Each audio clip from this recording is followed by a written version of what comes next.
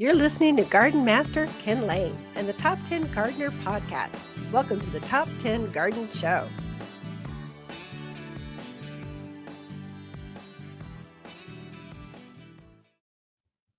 And we are back with Lisa Waters-Lane in the studio. She comes each week with your garden question. It's just, what are all your neighbors talking about in the garden?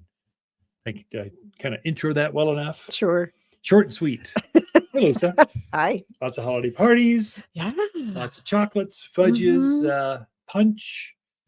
We haven't had any punch. No punch. No punch. Probably People is a do good punch thing. anymore. I don't know if people do punch anymore. I had a recipe for a punch for the Christmas dinner, just going, you can make it so light that it kind of like it's Kool-Aid basically, and it's pretty because it's got fruits floating in it. Although fruits and flies not good, just fruits. I don't know. But do we have a punch bowl? Does anybody have I it? don't Remember, know. everybody Yeah, that's a good used to thought. have a punch bowl in the day. You had a punch bowl, little glasses. What do they call those? That special Tupperware stuff you get made out of glass. You collect. It's like Pyrex. Pyrex. Tupperware? It's not Tupperware. Tupperware. I don't know. Pyrex. We've got Pyrex. We do have Pyrex. We have a Dutch oven. How about that? Non-heated, just like a cast iron, big old heavy thing that someone's going to knock over. We'll have to think this through. Yeah. Or not have punch, just have potatoes. I don't know. Wine. I don't know. Stick with the liquor. Stick with the gin and tonic. There you go. So, garden questions. Mhm. What are people thinking about this Sure. as we come into true winter now? Yeah, that is true. So Aaron in Prescott Valley put in 5 emerald arborvitae this spring. He said they've been doing great, doing well, growing, but now he's noticing some bronze coloring on them. He wants to know, basically, is that a normal thing for winter? Or is it something to be concerned about? Yeah, Aaron. So that is completely normal. I preach it like starting in September and October. Gardeners, fertilize your evergreens. Make sure you get them. Put 744 all-purpose food for 2 months straight. I say, do that so that your evergreens won't turn this bronze color in winter, or yellow. Sometimes it turns yellow. Sometimes they can be purple. It depends on the evergreen, but it's not unhealthy. It's pretty standard. I would say, just if you haven't fertilize now with 744. It'll keep it from getting worse, and it will green up faster starting usually February, March. It's starting to green right back up, and then it's right back out of it. So evergreens typically are not evergreen. There's a cycle of different colors through the season.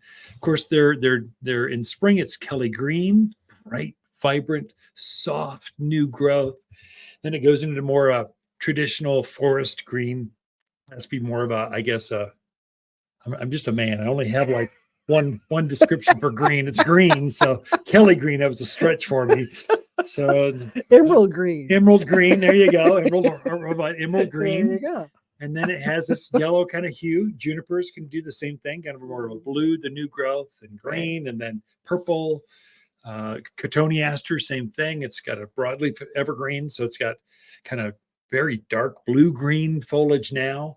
It'll have a purple hue to it as we get into winter, and then it has this bright green coming in spring. So it's not unusual to see your plants, if you're not used to 4-season climates, to see your evergreens ebb and flow like that. Of course, deciduous plants, they're easy. They don't ebb and flow. They lose their leaves. It's obviously a different season. They don't just change color.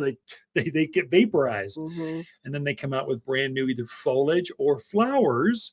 A lot of your spring blooming plants are deciduous because they need this rest to be able to generate enough energy to have that flush of growth.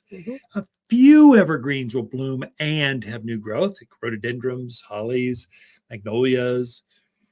What is it? Indian hawthorn. Yeah. Help me out. Boxwood. Don't put me on the spot. I'm going through the list. I'm walking through the garden centers. I'm saying this on the airwaves. Going, where are they? Yeah. So there you go. So to Aaron, not to worry, perfectly fine. I'd say keep them watered because you said they were fairly new this year. Water your especially new plants, not just arborvitae, but new plants. Water at least twice a month because it's dry right now. I mean, if you dig a hole right now, putting some things in, and it's the ground is dry. You want to keep those plants hydrated, that soil around it, so that the winter cold doesn't damage or cause winter burn or tip burn, different names for it. But it's, if a plant goes through a cold spell and it's dry, you'll get this damage to it. Typically doesn't kill it, but it sure makes it look ugly, and you'll set you back a step next spring. So all those people that turned off their irrigation systems, I get it, but those plants still need water. Take a hose up, go all traditional, like your grandparents did. Drag a hose across the yard, water it by hand. Here you go. Come to the garden center. Get a watering can, fill them up, schlep them over there, and then water your plant. But it'll make a difference next spring with your plants. Definitely. Dramatic. I mean, it's dramatic. Yeah. Okay. Our next question is from Daniel in Prescott. He has a new home. The contractors or the excavators do what they normally do, and they scrape the snot out of it. He wants to put some more native grasses and flowers back on. It's a little bit of a slopey area that he wants to cover. Sure. So he's just looking for some tips and tricks to do it correctly the first time. Sure. Daniel, great question. First of all, let me just welcome you to the neighborhood. Welcome to God's country. I guess I'm just assuming you're just fresh from California or Chicago or wherever people come from, or maybe you just moved across the street. I don't know. Maybe. Welcome to the new house. It sounds fun. So typical to have construction scars, especially bigger properties. So smaller properties, they just rock it over. Obviously, you're dealing with a little bit larger piece. So you got some scars of construction out there. We've got two things, and you want to do this during the winter. We've got a wildflower mix. And for you specifically, because you said you want to have wild grasses and wild flowers, I'm assuming you want them more native-y. We have an Arizona mix. Very, very good stuff. You could blend some of that with, because I'm making some assumptions. Probably you're on a bigger piece of property. You're out there where the deer and javelina and rabbits are.